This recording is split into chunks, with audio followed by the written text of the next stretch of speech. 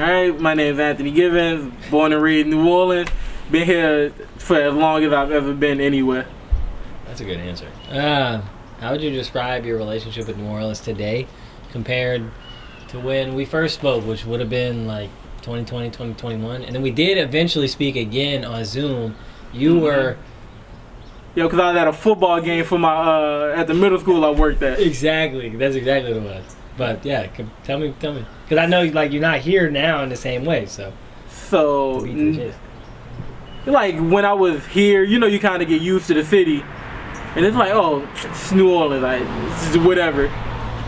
As soon as I got to Tallahassee, which is Tallahassee just worse Baton Rouge, bro, I'm like, it's two different worlds. I'm like, this how y'all be moving out here? I hate it.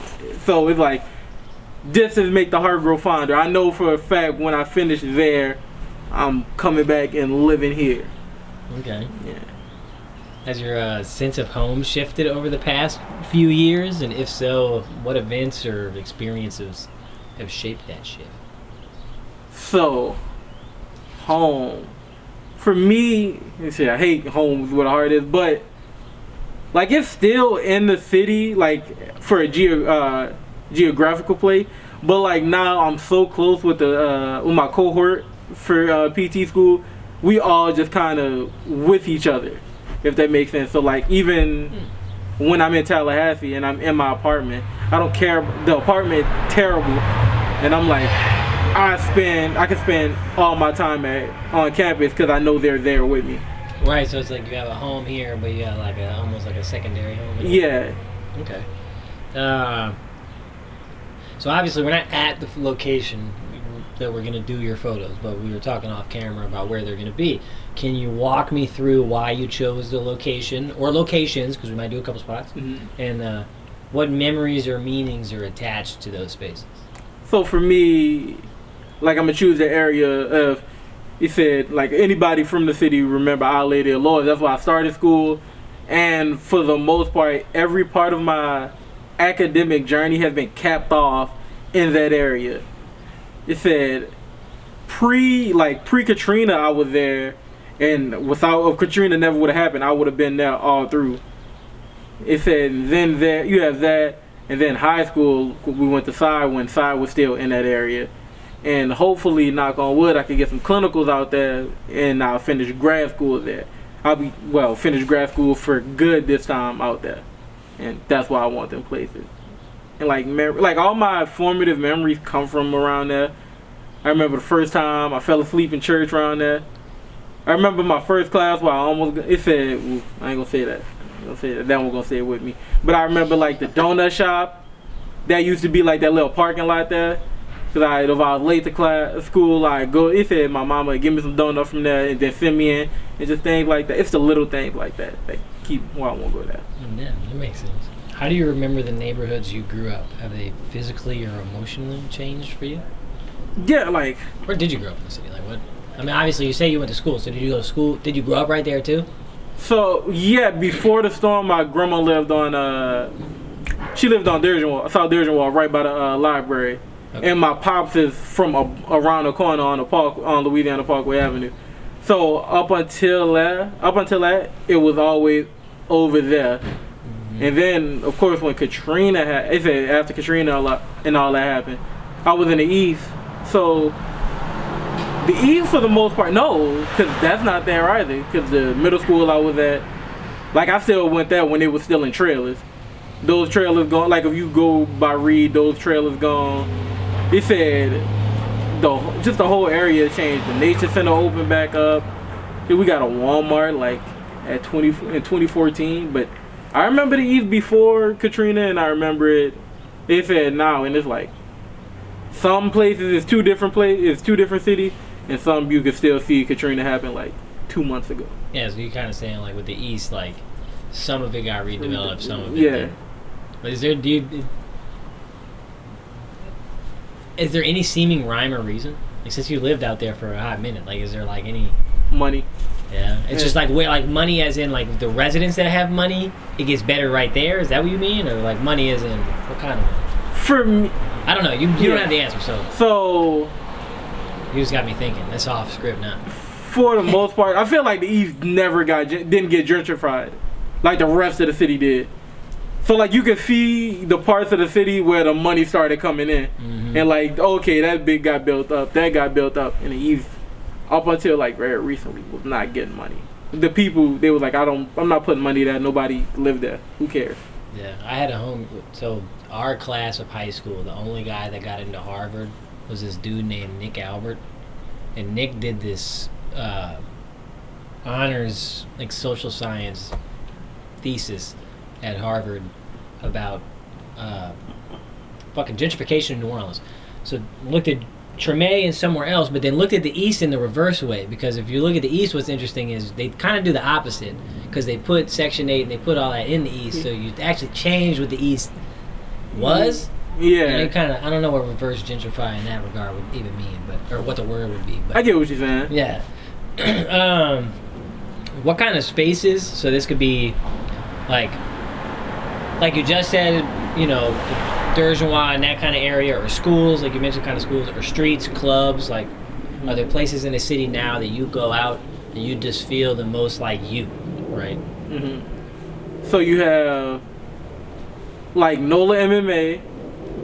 Said shout out, because when you're there, nobody kind of give a fuck about what's going on outside that building, and y'all just enjoying the training and the camaraderie in there. And then he said whenever they got something going on in Cafe Istanbul, I'm trying to be there because nobody gives a fuck about anything outside that building. And places like where you can just ignore everything else and just be in the moment are places I fuck with. I like that. That's cool. Why do you think that's the kind of thing you fuck with? Because for me, it take the weight of the world off your shoulders on whatever you got going on. And in that moment, it's like, I don't have to think about it. I'm just there to feel. Because sometimes you don't really get to feel in normal, every day-to-day life. Yeah. I get that. So how... This could be about This question is usually about neighborhoods themselves. But I'm going to ask something more pointed first, and then we can go to or think about the neighborhood thing kind of in here, too. But, you know, you just said that, like, where you started school ain't there no more. Where you went to middle school ain't there no more. I mean, well, they got the school is, but not the trailers. Sinai, it is, but not the same place. What's that? I have a similar experience to you, frankly. Audubon still exists, but one of the buildings I was in doesn't exist. Like, everything else is kind of just... What's that like, man? Like, and so the general question is, have you noticed changes in your community due to gentrification, and then how have those changes affected you? Yeah, now that I think about it, I don't know if the schools thing is gentrification or not, but yeah, kind of. I think I went to Our Lady of Lourdes gone. I think Resurrection might still be there, like in the East. But I left there and I went to Intercultural Charter School for a bit. That's gone. Psi moved. Shit, I finished undergrad at UNO. And UNO not gonna be a thing no more. Yep.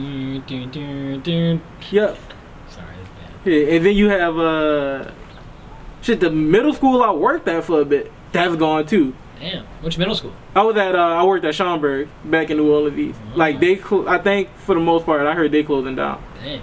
So it was like, yeah. It might have got down. He said it might have bell. Everywhere he said the school I go to, they be out of there. It's weird because you like, damn, how you lose that. He said you get to lose that like feeling of, I guess, pride. Cause you know when you met somebody who didn't went to like who went to A but they went to car, even they were. He said they rep that harder than they rep. He said where they went, and you just like, damn, you don't really got that because you like what school that is. Like shit, it don't matter no more. It's not that. The thing I've like found that kind of works, at least for the older generation of people, is if you know the building you're in. So if I say like the Henry Allen building or like talk about Forche, like people know that. Yeah. Which is nice, but otherwise, I hear you. It's and like nobody never knew Lusher. Nah. Like even when because at the clinic I used to work at, I tell them where I went. They're like, where? And I'd be like, it said, then you get to the two versions of New Orleans. You like, you know what Lusher is? Yeah, I got a grandkid that go there. Or you got to be like, you know what Forche used to be? And they'd be like, yeah. Well, I've had that conversation so many times. It's always fun. I like the Fortier side. It's always fun. Do you feel like you belong in today's version of New Orleans? Yeah. Why? Just because I feel like New Orleans is an inclusive city. Nobody does it. It said, unless you really on some like hating shit, nobody doesn't belong in New Orleans. Because you can find your tribe anywhere in New Orleans. No, that's hella real. What is important to you? Like, if you think about the term like cultural preservation, what would be important for the city to preserve to you? The sound. The sound? Yeah. So like the sound of the city, not just music wise. Yeah, what does that mean? Yeah, tell me. But even like talk to me. Even like the accent of the city. Because when you go places and they hear that accent, they know it's distinctly New Orleans. And even like with music, you hear it other places, but you know they know where it's from. Like that's for me, that's the biggest cultural. That's cultural preservation of New Orleans. I really like that. That's a really cool way of thinking about it. Because I hadn't thought about how much identity is just in like these like idioms and like accent and all that. Like, you know, I make the joke all the time. Like, I remember as a kid, like people would say orange and zank, and I had a coach who would say pernt guard. Like, it was awesome, but like where else? I mean, I get that happens somewhere else in the South probably, but I don't know. Yeah, because I'd be talking with my classmates and I'd be like, yeah, I can roll. They said I roll my teeth. We roll our teeth down here.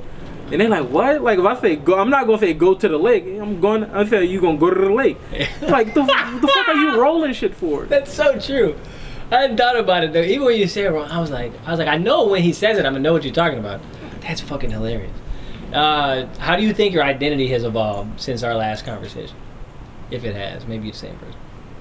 Nah, definitely not. I feel like now that I got to live and experience life more, and I get to be away from New Orleans, and find what I know I have a passion for. Because before I was not going through the motions, but like I hadn't really found my spark. Now I know for a fact I want to do physical therapy, and I want to be part of that healing experience with people. So I guess that's what I would say has changed about my identity. Do you carry any like bodily memories of certain places in the city? So maybe sounds, feelings. You already mentioned retaining the sound, but are there any like distinct memories? Like, I'll tell you one, because I'm currently trying to get Juvie and or Manny Fresh to be interviewed for my dissertation shit. And there's a story about after a Super Sunday when I was like 3 years old, where we ended up in one of them parks. And Juvie was performing, and everybody was looking at me, my mom and dad crazy, as they should have. And Juvie says something over to Mike along the lines of, everybody just be cool, like, what's the problem? And then I ended up getting to play underneath the court, you know, under one of them with the little kids. They didn't give a fuck. And, I mean, frankly, that probably changed the whole trajectory of, like, me as a human. But I remember that shit, you know. So I don't know if there's anything like that. That's just a... Bodily memories is like some academic shit. Yeah. You know? Other for me, it's the sound, cause like, also like, you know, the city's small, so you've interacted with everybody more than likely interacted with somebody in that sound. Like, shit, my cousin did all the No Limit music. It said produced all the No Limit music and shit. Like, you hear it and you just like, oh, that's just like you hear them bump, bump, bump, bump. You know, like that's New Orleans. Like that shit like that, I know. That makes sense. Let's see. What stories or truths do you think are often left out about the mainstream narratives about New Orleans? For me, the biggest one is how they describe the situation during Katrina. Okay. Cause you always hear about you'd hear about the looting, but you'll never hear about how the city could come together during the hurricane time and like help each other.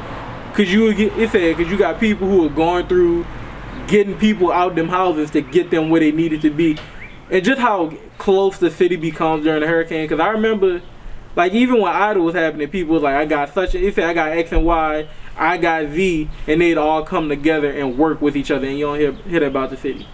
No, that's true. I think in general there's a lot of like the narratives here either are like governmental failure or there's too much reliance on like a neoliberal perspective of like market entrepreneurs and all that kind of shit. Yeah. So what about just people as people, man? Yeah. As someone from here and as someone who's like, you're an academic in your own right, what do you wish researchers, outsiders, or future generations understood better? And or like, what do you think people should research that they ain't researching? For me, people should research folklore for me, because I feel like the folklore of a place lets you know how that place, how the people of that place feel about just in general. Because y'all have heard about it, like the X-Man of New Orleans story, and how he said play that jazz and you're not gonna get cut up, and then you hear it said everybody played that jazz, and jazz is now when you think about jazz, well, at least in the past, you thought about jazz, you thought about New Orleans, and like so I feel like folklore can tell a lot about a place, and it should be read on more. Okay, I like that. What I mean, all right, I got a folklore question that's not folklore, but it's kind of folklore. It's folk language. Do you have any idea where jokes came from? Because it's not a generation above us thing. I think it's us, but I don't know where it started. Because I don't know nobody above us that say it. Not really. Shit, now that you say that, I couldn't think. There's no like uncle or nobody that I've ever seen that was like talking about jokes to nobody. No, like, that's a thing from us. Yeah, so I don't. Dang, I've been trying to ask around, seeing if anybody knows. It's like Waldo. Is there anything that you don't want your story to be reduced to? Shit, just being another person from like one of those people who like never left New Orleans. Cause you could get that a lot with people. They just live in New Orleans and they never leave, and you don't really get to experience nothing. And you just like, oh, you just from New Orleans. I kind of feel like this may be the wrong way to put it, and so forgive me if it is, but like it almost feels like a pilgrimage. You know what I mean? It feels like you're supposed to leave, like you're supposed to go do something else to see, and then you get other understanding about what the city is. Yeah, you get to come back to the greatest city on the planet. Right. It's like one of them rite of passages. Yeah. What do you hope New Orleans becomes for people like us, for like people from here, for the whole thing? Like, to me, I feel like there's a lot of conversation about how the city has failed to retain. There's a brain drain. There's all this other stuff. We're the fastest shrinking city in America. All these other things, right? And it's like, what do you hope happens? You know, what do you hope for fellow New Orleanians? I hope we get to experience or we can cultivate some of the old New Orleans that generations before us got to experience. Cause go ahead, sorry. Cause like when you said, like you talked about Juvenile, like I know a handful of people in that video, so I can't watch it because they all my mama friends and they all of that age, and I'm like, I don't need to see how y'all was giving it up. But like not to even have that story of being like, oh yeah, I knew such and such, and you're like, why you knew such and such? Like my pops is the king of name dropping, and I playing Exhibit C, and he's like, bro, Timothy was stupid. I'm like, who is Timothy? He like, that's him. I'm like, don't do that. Why would I know him as Timothy? That's J Electronica. And like being able to have that, being able to keep the city small and intimate, that's what I feel like New Orleans should keep. Why do you feel like this city stopped being small and intimate? They come back to the big thing, Katrina. Okay. Because people, they say you get people who left, and to fill that spot, you get the gentrifiers coming. You get people, you get who left, and then you fucking tear down all the projects. Yeah. Kill communities that was already there. Like, because I was gonna ask, like, what do you mean by like the old New Orleans? What it sounds like to me, what I hear you saying is like you're looking, and I guess you did say it, right? It's like you want the small, tight knit. You want that shit. Yeah. Because I'll even say, like, obviously, I'm not tapped in with that part of the New Orleans music scene. Yeah. But like Art Neville, like the Mardi Gras Mambo, like that kind of shit, the Meters, those type of bands, I know all them dudes. Like I've grown up around them. Those like dudes that it's just the most random shit, right? It's like oh, that's just such and such. Yeah, like I don't know him as uncle. Yeah, like I don't know you as like a big poppin' person. You just somebody. Somebody my people knew.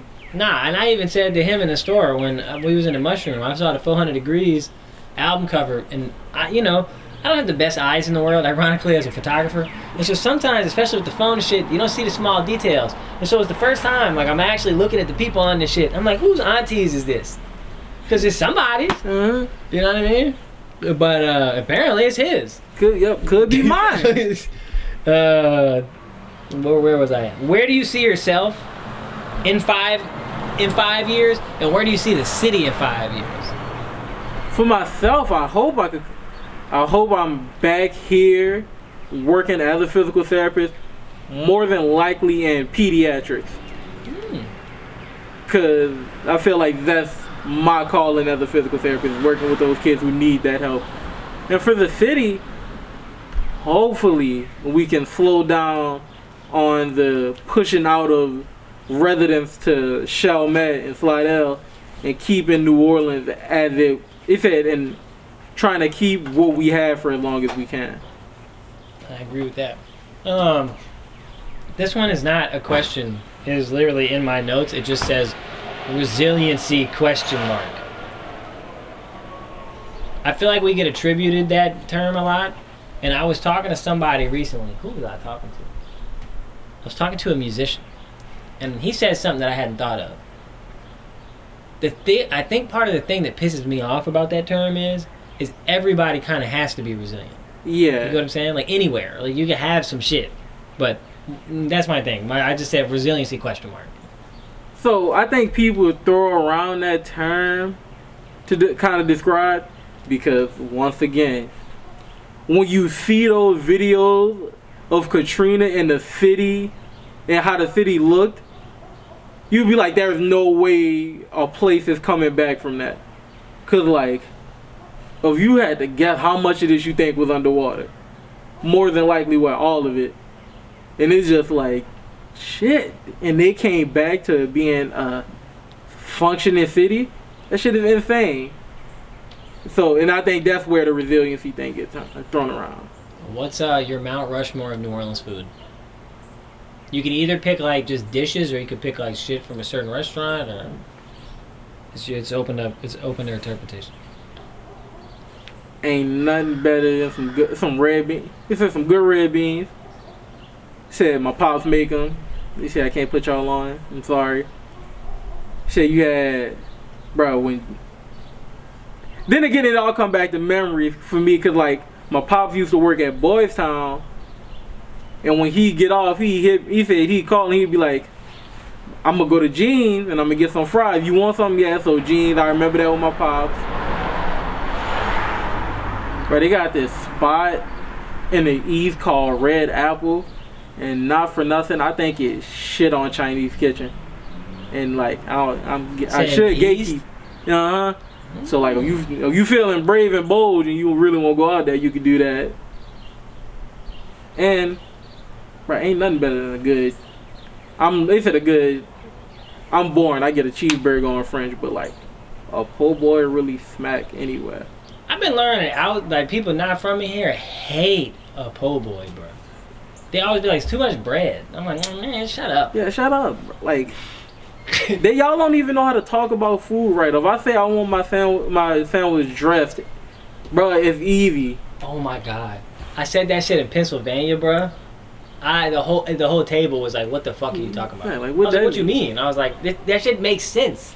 Even if you don't know, just put the shit on it that's supposed to be on it. Like I was at a bar in Tally. Mind you, they was doing the whole New Orleans thing. They had like a shrimp po' boy. I said, let me get a shrimp po' boy dressed.